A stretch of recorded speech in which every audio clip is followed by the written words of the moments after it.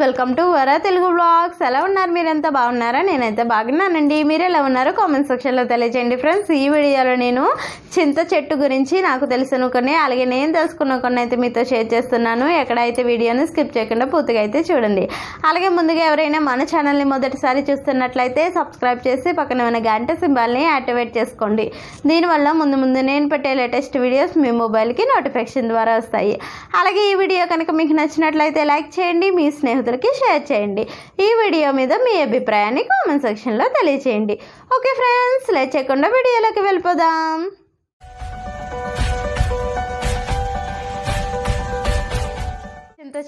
చింత చెట్టు లేత కాయలు వగరగా పుల్లగా ఉంటాయి. ముదిరిన కాయలు పుల్లగా ఉంటాయి. బాగా పండిన కాయలు పులుపు తీపి రెండూ కలిపి ఉంటాయి. అయితే ఇవి వేడి చేసే గుణంతో వాత రోగాలను పోగొడతాయి. అయితే మనం కొత్త చింతపండుని ఎక్కువగా వాడుతూ ఉన్నట్లయితే రక్త దోషాలు అనేవి ఏర్పడతాయి. కాబట్టి మనం ఎక్కువగా పాత చింతపండునే వాడాలి. చింత చెట్ల గురించి ఈ వీడియోలో అయితే నేను 7 టిప్స్ అయితే షేర్ చేస్తున్నానండి. ఫస్ట్ టిప్ వచ్చేసి విరిగిన ఎముకల బాధ తగ్గడానికి మనం నువ్వుల నూనెలో చింతపండుని అలాగే మెత్తటి ఎర్రమట్టిని కలిపి వీటిని వేడి చేసి ఒక బట్టలో వేసి ఎక్కడైతే మనకి నొప్పి పుడుతుందో అక్కడ వేసి రుద్దుతూ కాపడం చేస్తూ ఉన్నట్లయితే ఎముకల బాధ అనేది త్వరగా తగ్గుతుందని భావమిశ్ర పండితులు చెప్పారు.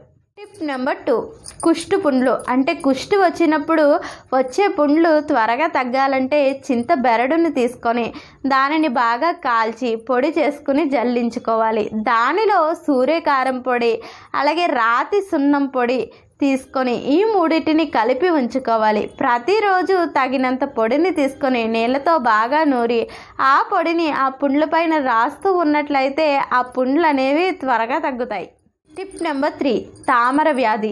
మనం చింత గింజలను తీసుకొని వాటిని నిమ్మరసంతో బాగా అరగదీసి ఆ గంధాన్ని తామర అయితే ఎక్కడ ఉందో అక్కడ రాసుకుంటూ ఉన్నట్లయితే 4-5 రోజుల్లో తామర వ్యాధి అనేది తగ్గిపోతుంది. టిప్ నెంబర్ 4, కామెర్లు తగ్గడానికి మనం శుభ్రమైన చింతాకులను తీసుకొని వాటిని దంచి రసం తీసుకొని ప్రతిరోజు పరగడుపున 1 స్పూన్ చొప్పున 3 రోజుల పాటు తాగుతూ అలాగే చప్పిడి పచ్చం చేస్తూ ఉన్నట్లయితే కామెర్లు అనేవి త్వరగా తగ్గుతాయి. టిప్ నెంబర్ 5, వాంతులు అవుతూ ఉన్నవాళ్ళు గింజలు తీసేసిన చింతపండుని మెత్తగా నూరుకొని శనగ గింజలంత సైజులో చిన్న మాత్రలుగా చేసుకొని నిల్వ ఉంచుకోవాలి. వాటిని పూటకి 2 లేక 3 మాత్రలను బుగ్గన పెట్టుకొని చప్పరిస్తూ ఉన్నట్లయితే వాంతులు అనేవి తగ్గుతాయి. టిప్ నెంబర్ 6, వాపులు తగ్గడానికి చింతాకులను దంచి ఆముదంతో కానీ నెయ్యితో కానీ వేడి చేసి ఒక బట్టలో వేసి గోరువెచ్చగా ఉండేటప్పుడు వాపుల పైన కాపడం పెడుతూ ఉన్నట్లయితే వాపులు అనేవి తగ్గుతాయని హరిత మహర్షి గారు చెప్పారు. టిప్ నెంబర్ 7, చింతపూల కారం పొడి. అంటే చింత పువ్వులను తీసుకొని వాటిని గాలిలో నీడకు బాగా ఆరబెట్టి అలా ఆరిన పువ్వులను ఒక మట్టి కుండలో భద్రపరుచుకోవాలి. నెలకు ఒకసారి తగినంత పువ్వుని తీసుకొని పొడి చేసుకొని పెట్టుకోవాలి. దానికి సరిపడగా కరివేపాకు పొడిని ఇంకా ధనియాలు, జీలకర్ర, ఎండుమిర్చి మొదలైన దినుసులన్నీ వేస్తాం కదా కారం పొడిలో, అవంతా కలుపుకొని మనం కారం పొడిలాగా చేసుకొని పెట్టుకోవాలి. ఇది చాలా రుచిగా ఉండి సకల రోగాలకు పథ్యంగా ఉండి జీవితంలో లివర్ రోగం అనేది రాకుండా కాపాడుతుంది. ఈ పొడిని మనం ప్రతిరోజు ఆహారంలో తీసుకోవచ్చు. అలాగే ఎండిన పువ్వులను మనం ప్రతిరోజు కూరలో చింతపండుకి బదులుగా పులుపు కోసం ఉపయోగించుకుంటూ ఉంటే ఇక ఆ ఇంట్లో రోగాలు అనేవి రానే రావు. ఎందుకంటే దీనివల్ల లివర్ బాగుంటుంది కాబట్టి, అది బాగుంటే మన శరీరం అంతా బాగుంటుంది. సో చూసారు కదా ఫ్రెండ్స్, చింత చెట్ల గురించి నాకు తెలిసిన కొన్ని అలాగే నేను తెలుసుకున్న కొన్ని అయితే మీతో షేర్ చేసేసాను.